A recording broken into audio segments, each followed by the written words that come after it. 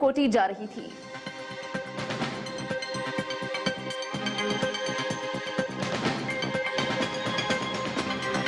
तौहीन अदालत की दरखास्त पर शाहिद खाकान अब्बासी को दोबारा नोटिस जारी। लाहौर हाई कोर्ट ने 17 मई को जवाब तलब कर लिया।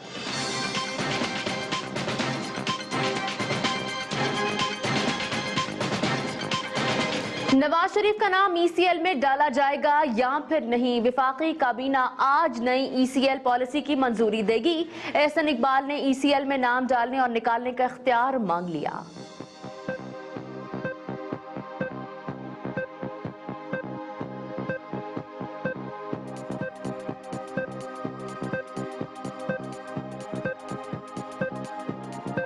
फील्ड रेफरेंस नवाज शरीफ की मुतफर्रिक दरखास्त पर फैसला 1 बजे सुनाया जाएगा। फ्लैगशिप रेफरेंस में ख्वाजा हारिस की ज़ग़ाज़ा के गवाह नौरीन शहजादी पर जरा मुकम्मल, समाअत 29 मार्च तक के लिए मुलतवी। आइंदा समाअत पर पैनमा JIT के सरबराह वाजिद तलब। साबिक वज़ीर आज़म मियां मोहम्मद नवाज शरीफ कहते हैं कि अब तो अदालत के अंदर से भी आवाजें आ रही हैं। सुप्रीम कोर्ट के जज के रिमार्क्स मामूली बात नहीं। कैप्टन रिटायर्ड सफदर का कहना है कि कानून की किताब खोले बगैर नवाज शरीफ को नाअहल कर दिया गया। असल केस तो अब शुरू हुआ है। एक और वजीर के गिर्द घेरा तंग। पैरागॉन स्कैनर में नैब ने ख्वाजा साद रफीक को कल तलब कर लिया। वजीर रेलवे के भाई सलमान रफीक। अहम खबर के हवाले से आपको आगाह करें, सुप्रीम कोर्ट में राव अनवर अचानक से पहुंच गए। आपको अपडेट कर रहे हैं नकीबुल्लाह कत्ल केस के हवाले से, जहां पर आज राव अनवर नकीबुल्लाह कत्ल केस में सुप्रीम कोर्ट में अचानक से पहुंच गए। राव अनवर अचानक से पहुंचने पर सब हैरान रह गए। आपको बताते चलें कि नकीबुल्लाह कत्ल केस इस्लामाबाद, आपको जिसके हवाले से अपडेट कर रहे हैं, आपको बताएं कि साबिक SSP मलीर राव अनवर जो कि सुप्रीम कोर्ट में अचानक से पहुंच गए हैं। तफसीलात के लिए बात करते हैं नुमाइंदा द न्यूज अलादात सिद्दीकी से। अलादात सिद्दीकी, अपडेट कीजिएगा कि राव अनवर जो हैं वो सुप्रीम कोर्ट में पहुंच गए हैं, अकेले हैं या फिर पुलिस की नफरी उनके साथ मौजूद है, जिस तरह से उन्होंने खत लिखा था कि उनको सिक्योरिटी फराहम की जाए? जी, गुज़श्ता समाअत के दौरान एक बार फिर चीफ जस्टिस ऑफ पाकिस्तान ने कहा था कि राव अनवर आपकी बचत और आपकी आखिर इसी में है कि आप सामने पेश हो जाएं। तो इस हवाले से ये आज अचानक ही जो राव अनवर गैर मुतवक्का तौर पे सुप्रीम कोर्ट में पहुंच आए हैं और अपनी पेशी के लिए। इस वक्त तो उनके साथ क्योंकि मखसूस कोई स्क्वाड का या इस तरह की कोई सूरत हाल नहीं थी। मीडिया के लिए भी हैरान कुन बात थी कि अचानक ही जो वकला वाला छोटा गेट है वहाँ से राव अनवर वो मास्क पहने हुए थे और वो पहुंच गए हैं और आज ये सुप्रीम कोर्ट में पेश हो गए हैं। अच्छा अलादात सिद्दीकी, जराए की जानिब से कहा गया है कि जब वो सुप्रीम कोर्ट पहुंचे तो उन्होंने मुंह पर मास्क पहन रखा था। आपके पास क्या तफसीलात हैं, क्या आपने उन्हें देखा? जी जी, उनकी बगौर जो पहचान हो रही थी, वैसे उन्होंने मास्क पहन रखा था और फोर्स के एहलकार भी उनके साथ थे और राव अनवर ने मास्क पहन रखा था। और ये हमें उस वक्त डिटेक्ट हुआ जिस वक्त पुलिस वालों ने जो यहाँ चेकिंग के लिए हैं उन्होंने जब उससे तो उस वक्त पता चला कि ये राव अनवर हैं और ये सुप्रीम कोर्ट में आ गए हैं और उन्होंने मास्क पहन रखा था और यहाँ से छोटे गेट से अंदर सुप्रीम कोर्ट के जो पुलिस की नफरी भी उनके साथ देखी गई है। आपके पास क्या तफसीलात हैं इस हवाले से? जी, उनके साथ पुलिस के एलर्ट के जो एहलकार थे और दीगर पुलिस की एक नफरी थी, लेकिन इतनी कोई जो है बहुत ज्यादा जो दूर से तो पता चलता है कुछ स्क्वाड है उस तरह नहीं। अचानक ही राव अनवर जो है वो यहाँ पहुंचे हैं और अभी सुप्रीम कोर्ट में अंदर चले गए हैं और कुछ देर के बाद मैं भी वो चीफ जस्टिस ऑफ पाकिस्तान के सामने पेश हूँ और वहाँ अपना मौक़िफ़ जो है वो पेश करें। जी, यानी कि आज जो है बयान रिकॉर्ड होगा, इस हवाले से भी अपडेट कीजिएगा। जी, वैसे जो इस दरख्वास्त की जो समाअत थी और जो केस था वो 22 तारीख तक मुलतवी हुआ था। राव अनवर को ये सुप्रीम कोर्ट की तरफ से कहा गया था, चीफ जस्टिस ऑफ पाकिस्तान ने मुखातब करते हुए कहा था ये राव अनवर आपकी बचत इसी में है, आप सुप्रीम कोर्ट में पेश हो जाए, आपको मुकम्मल तौर पर सुना अच्छा अलादा से देखिए, ये भी बताइएगा कि राव अनवार की जानिब से जब जज को खत लिखा गया तो उन्होंने कहा कि मेरे पास शवाहिद मौजूद है, क्या अपने साथ वो कोई शवाहिद भी लेकर आए हैं? जी, इस वक्त तो अभी राव अनवार का भी अचानक ही गैर मुतवक्का तौर पे आना था और इस वक्त तक ये तफसीलात अभी तक सामने नहीं आ सकी कि साथ है वो जब सुप्रीम कोर्ट में आए हैं अपनी और इतने गैर मुतवक्का तौर पे आए हैं, वो अपनी मुकम्मल तैयारी के साथ आए होंगे। तो सुप्रीम कोर्ट के चीफ जस्टिस के सामने पेश होंगे तो उस वक्त मजीद बात सामने आएगी कि क्या वो अपने मुकम्मल रिकॉर्ड के साथ आए हैं या अपनी खुद को सरेंडर करने आए हैं, क्या करने आए हैं, ये कुछ देर बाद ये सारी चीजें सामने आ जाएंगी। आलादात से देखिए, आप हमारे साथ मौजूद ही रहिए। ये एक्सक्लूसिव मनाजर दिन न्यूज की स्क्रीन पर देखे जा सकते हैं कि जब अदालत के बाहर अचानक से एक गाड़ी रुकी और यहाँ पर से एक शख्स निकला जिसने मास्क पहन रखा था, और आपको बताते चलें कि ये शख्स राव अनवार था जो कि अचानक से सुप्रीम कोर्ट में आज पेश हुए हैं। साबिक SSP मनीर राव अनवार जो कि पुलिस को मतलूब थे, उनकी गिरफ्तारी के अहकाम भी जारी किए, जिसके बाद उन्होंने अदालत को खत लिखा कि उनको सिक्योरिटी फराहम की जाए, उनकी जान को खतरा है, और वो रूपोश हो गए। आपको बताएं कि IG सिंह की जानिब से भी वक्त मांगा गया अदालत से कि उन्हें ढूंढ कर लेकर आएंगे, उनको बुला कर लेकर आएंगे, लेकिन आपको बताते चलें कि अचानक से खुद राव अनवार सुप्रीम कोर्ट में पेश हो गए हैं। आपको बताएं कि एंट्री हुई उनकी और आज वो सुप्रीम कोर्ट में अपना बयान रिकॉर्ड करवाएंगे। राव अनवार मास्क पहनकर गाड़ी से उतरे। इस हवाले से मजीद भी बात करेंगे। अलादा सिद्दीकी नुमाइंदा दिन न्यूज हमारे साथ मौजूद हैं, लेकिन अभी हमें ज्वाइन किया है सीनियर तज्जियाकार और एंकर पर्सन रिजवान रजी साहब ने। जी रिजवान रजी साहब, क्या कहेंगे आप आज? जी, अदालत काफी अरसे से मिन्नतें कर रही थी और डेट पे डेट और टाइम पे टाइम दे रही थी, लेकिन मुझे ये समझ नहीं आई कि अब अदालत जो है वो उनसे उसी तरह पूछेगी जिस तरह उन्होंने शायद मसूद से पूछा था कि आपको क्या सजा दी जाए, क्योंकि बुनियादी तौर पे राव अनवार को तहकीकाती टीम के सामने कराची में पेश होना चाहिए। तो एक मुल्जम जो है वो इतना ज्यादा मुजबर हो गया कि मुल्क की सबसे बड़ी अदालत और उस अदालत का जो मौजूदा सरबराह है वो अदालत में बैठ के बार बार उसकी मिन्नतें करता है कि भाई आप पेश हो जाएं, आपको कुछ नहीं कहा जाएगा। और उसके बाद वो खत भी लिखता है 2 अदद, वो इस्लामाबाद में मौजूद होता है। हर शख्स को पता होता है कि वो किस घर के अंदर ठहरा हुआ है। इसके बावजूद भी ना पाकिस्तान की लॉ इन्फोर्सिंग एजेंसीज उस तरफ जाती हैं और ना ही किसी दूसरे अदारे को जाने दिया जाता है। तो इसका मतलब है कि वो लार्जर देन स्टेट है।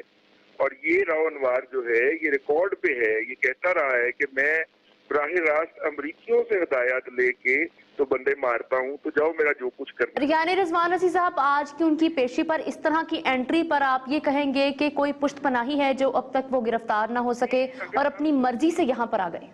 अगर आपको याद हो तो गुज़िश्ता दिनों जब इनको राजा ख्वाजा इजहारुल हसन की गिरफ्तार करने पर वजीर आजम, उस वक्त के वजीर आजम मियां नवाज शरीफ ने सस्पेंड किया था, तो इसकी बहाली के लिए बराह रास्त बॉबी अंकल यानी जनरल राहील शरीफ ने, जो उस वक्त चीफ ऑफ आर्मी स्टाफ थे, उन्होंने मुदाखलत की थी और मुदाखलत करके इनको इनकी पसंदीदा पोस्ट पे इनकी पसंदीदा टीम के साथ बहाल करवाया था। तो इसलिए किसी को कोई शक नहीं होना चाहिए कि राव अनवार किनके बेटे के ऊपर भड़क रहा था और किनके यहाँ छुपा हुआ था। इसलिए तो यानी आप समझते हैं कि आज की उनकी ये एंट्री इस केस को कोई नया रुख दे सकती है या फिर उनका आना फिर बेसूद होगा? मेरा बेसूद नहीं होगा। मेरा ख्याल है कि अदालत उन्हें ऐसा रिलीफ देगी जिसका कभी तारीख के अंदर, आईनी तारीख के अंदर कोई ना मिला हो। इनके लिए इनकी मर्जी की GIT बनेगी। अभी कुछ ही लम्हे में आप सुन लेंगे वो फैसला। उसके अंदर दुनिया भर के अदारे शामिल किए जाएंगे और वो कहेंगे कि जनाब मुझे अपने अदारे यानी अपनी सिंध पुलिस पे इंसाफ की तवक्को नहीं है, और उनकी ये बात एंटरटेन होगी और ये सारा कुछ उनको किया जाएगा। उनको रिजवान रजी साहब, लेकिन अगर उस खत की बात की जाए जो कि राव अनवार की जानिब से लिखा गया और उसमें ये कहा गया कि मुझे जो है वो पनाह दी जाए, मुझे सिक्योरिटी फराहम की जाए, मेरी जान को खतरा है, और उनके पास ऐसे इंकशाफात हैं, शायद वो आज करें शायद वो आज ना करें, तो फिर इस खत को नया ना लिखा जाता अगर उन्होंने इसी तरह एंट्री देनी थी और अगर उनके पीछे कोई मजबूत पुश्तपनाही है? ये इस तरह के इंकशाफात जो हैं ये तो वो GIT के सामने करेंगे ना। सुप्रीम कोर्ट के सामने इस तरह के इंकशाफात की कानूनी तौर पे, आईनी तौर पे कोई हैसियत नहीं है। लेकिन यहाँ पे कानून और आइन नहीं चल रहा, कुछ और चल रहा है, तो इसलिए हो सकता है कि जिस तरह डॉक्टर शाहिद मसूद साहब का एक आला नौयत का फैसला आया है, इसमें भी हम अदलिया की एक नई तारीख लिखी हुई देख पाए कुछ लम्हों के अंदर।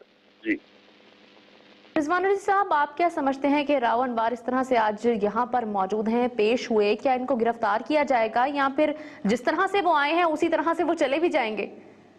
देखिए, कानूनी तौर पे तो ये है कि जो भगोड़ा होता है, जो अब्सकॉन्डर होता है, वो जब अदालत के सामने सरेंडर करता है तो अदालत उसको कानून नाफज करने वाले अदारों की तहवील में दे देती है।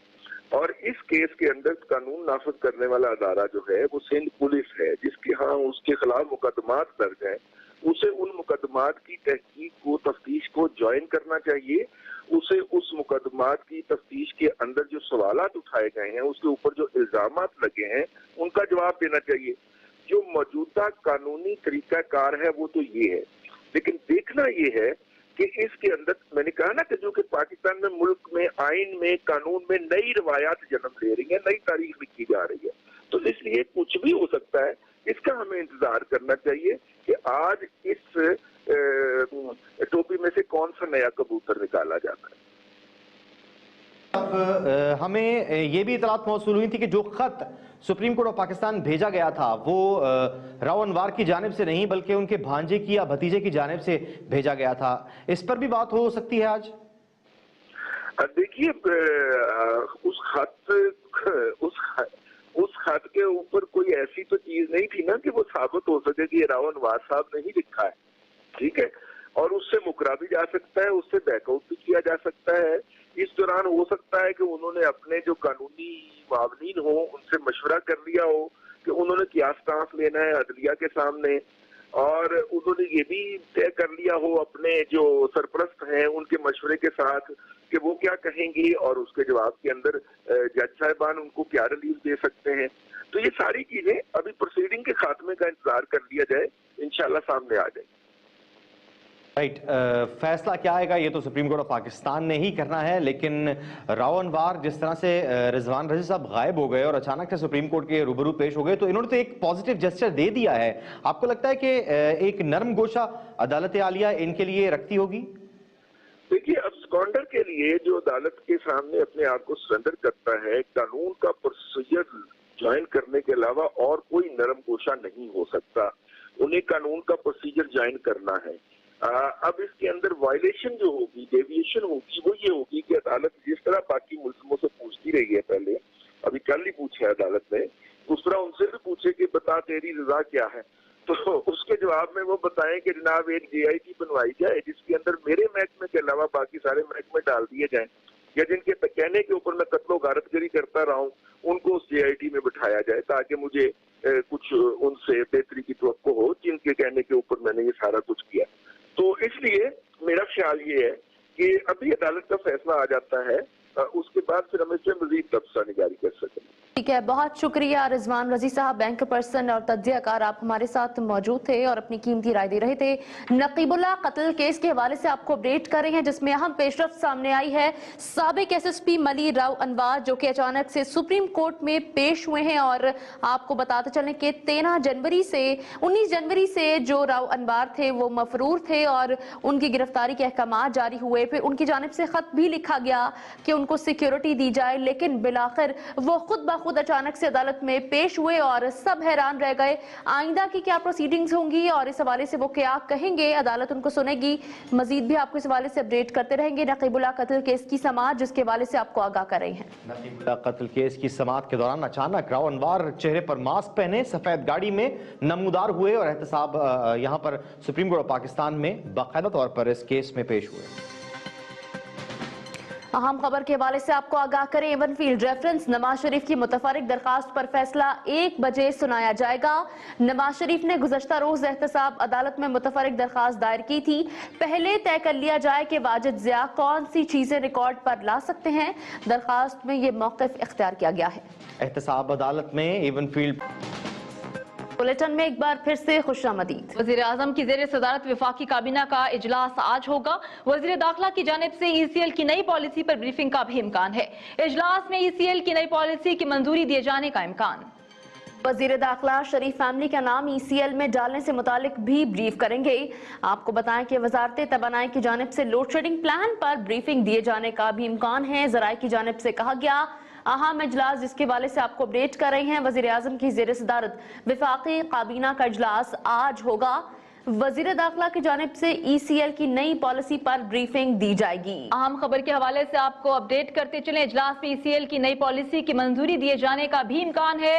अहम खबर है जिसके हवाले से आपको आगाह कर रहे हैं।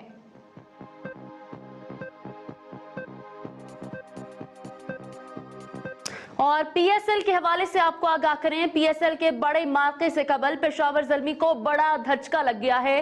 पेशावर ज़ल्मी के ओपनिंग बैट्समैन तमीम इकबाल जख्मी हुए। आपको बताएं कि ओपनिंग बैट्समैन तमीम इकबाल बांग्लादेश वापस चले गए हैं। तमीम इकबाल पेशावर ज़ल्मी को हफ्ता मैचों में बकिया मैचों में दस्तयाब नहीं होंगे। PSL का दूसरा प्लेऑफ मैच आज पेशावर ज़ल्मी और कराची किंग्स के दरमियान खेला जा रहा है, लेकिन इस बड़े मार्के से कबल पेशावर ज़ल्मी को तमीम इकबाल के जख्मी होने पर बड़ा झटका लगा है। आपको बताते चलें कि पेशावर ज़ल्मी के opening batsman Tamim Iqbal injury के बायस अपने वतन बांग्लादेश वापस चले गए हैं। वो पेशावर ज़ल्मी को बकिया मैचेस में दस्तयाब नहीं होंगे। एक अहम खबर के हवाले से आपको अपडेट कर रहे हैं, PSL का दूसरा प्लेऑफ मैच आज पेशावर ज़ल्मी और कराची किंग्स के। अभी खबर दें आपको, वज़ीर पंजाब शहबाज शरीफ कहते हैं कि इदारे मिल बैठकर पाकिस्तान की तरक्की और खुशहाली के लिए काम करें, मुल्क को किसी तसादुम की तरफ जाने से बचाना है।